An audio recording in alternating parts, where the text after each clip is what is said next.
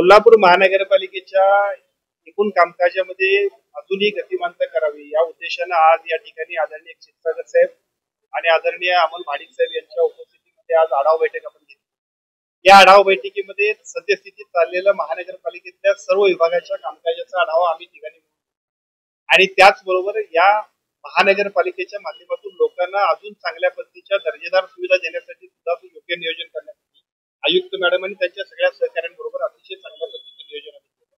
या नियोजनामध्ये एका बाजूला पूर्वीच्या कामकाजामध्ये सुद्धा अजून प्रचंड सुधारणा करणं अपेक्षित आहे, त्याच्याबद्दलच्या सुद्धा सूचना दिल्या आणि त्या सूचना देत असताना उद्याच्या 13 तारखेला कलेक्टर ऑफिसमध्ये दोन्ही आमदार महोदयाने आम्ही आणि आयुक्त मॅडम आणि कलेक्टर त्याचबरोबर या सगळ्या आढावा बैठकीमध्ये जे काही मुद्दे आले प्रत्येक विभागाशी संबंधित त्या सगळ्या विभागांना अधिक चांगल्या पद्धतीने न्याय देण्यासाठी आम्ही चांगल्या पद्धतीने काम करण्याचा निर्णय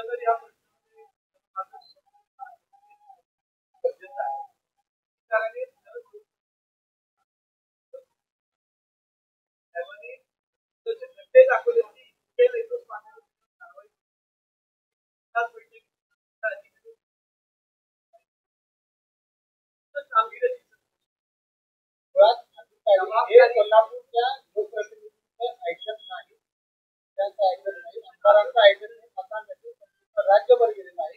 कोल्हापूरमध्ये येणारा माणूस समाधानाने बाहेर जातो। हे कोल्हापूर आहे आणि कोल्हापूरची जनता काय करते हे याच्यापूर्वी सुद्धा राज्याने देशाने आणि जगाने बघितलं। प्रश्न एवढाच आहे की राईट मॉनिटरिंग करणं आणि त्याच्यावरती डिसिजन घेणं या ज्या दोन गोष्टी असतात त्याच्यामध्ये आजच्या आढावा बैठकीमध्ये आम्ही सगळ्यांनी ठिकाणी सुद्धा ज्या सूचना दिल्यात मला असं वाटतंय आणि मला खात्री आहे की आजच्या बैठकीच्या निमित्तानं कोल्हापूर महानगरपालिकेतल्या दर्जेदार सुविधा कशा आम्ही देऊ शकतो त्याचा रिझल्ट सुद्धा आम्ही मंडळी देणार आहोत। आता ठीक आहे, या सगळ्या गोष्टींमध्ये अनेक ज्या काही उणिवा होत्या त्या उणिवांबद्दल सुद्धा आज आम्ही अनेक गोष्टींवरती विशेषतः पाणी पुरवठा विभागामध्ये 7 दिवस शहरातल्या लोकांना पाणी मिळालं नाही याचं उत्तरदायित्व केवळ त्या कंपनीचं नाही तर आमच्या अधिकाऱ्यांनी सुद्धा ज्या चुका केल्या त्याची चौकशी समिती आम्ही नेमली आहे। त्याच्या माध्यमातून जे लोक असतील त्यांच्यावरती 8 दिवसात कारवाई होती। दुसरं, काल फुलेवाडीमध्ये जी काही गंभीर घटना घडली त्या बांधायच्या आधी कोसळतो याच्या इतकं दुर्दैव काय नाही। जी बांधकाम कमिटीतले सगळे लोक असतील तिथला इंजिनियर असेल आणखी कोण असतील ठेकेदारावर दोष नाही, ठेकेदार हा सगळ्यात लास्ट घटक आहे, त्याच्यावरती राईट मॉनिटरिंग करण्याची शासनाच्या अधिकारी म्हणून जबाबदारी ज्यांच्यावरती आहे त्यांचं उत्तरदायित्व निश्चित करून त्यांच्यावरती सुद्धा कठोर कारवाई होईल। त्या दोन्ही कारवायांबरोबर शहराच्या विकासाची रिंग रोडचा विषय असेल, पाणी पुरवठ्यातल्या भविष्यातल्या सुधारणा करण्याचा विषय असेल, पार्किंगचा शहरातला विषय असेल, कचऱ्याच्या निर्मूलनाचा विषय असेल, आरोग्याचा विषय असेल, यासाठीच जी काही बैठकीत चर्चा झाली ती अतिशय सकारात्मक होती आणि कोल्हापूर शहर हे आता केवळ कोल्हापूर पुरतं मर्यादित झाले।